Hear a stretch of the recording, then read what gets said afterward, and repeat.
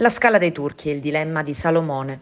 La storia narra di un bambino conteso da due donne ed il re che ordinò di dividere il bambino a metà. E così accade anche per la scogliera di Marna Bianca, a picco sul mare di Realmonte, la famiglia Sciabarrà. Gli equivoci nascono da una brutta storia fatta di screzi anche giudiziari tra il proprietario del bene e le varie amministrazioni comunali, ultima quella di Sabrina Lattuca.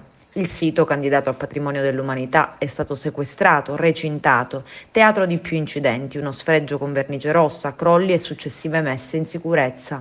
Ma la verità è che, come per Totò e la Fontana di Trevi, il comune lo reclama almeno in parte da un po', ma non ha probabilmente la forza economica e dunque organizzativa per gestirlo.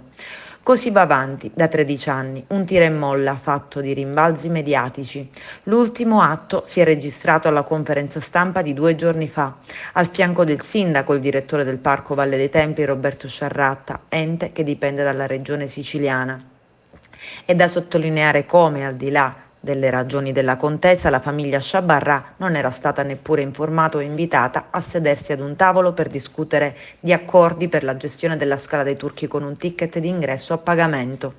Appresa la notizia, la reazione dei legali della famiglia Sciabarrà che spiegano come nessun accordo sia stato preso. Ed adesso la storia continua con l'entrata in scena di un nuovo personaggio. Il direttore del Parco Valle dei Templi, Roberto Sciarratta, sottolinea: la proposta di gestire il sito è stata accolta favorevolmente dal parco in sinergia con l'assessore regionale ai beni culturali Francesco Scarpinato.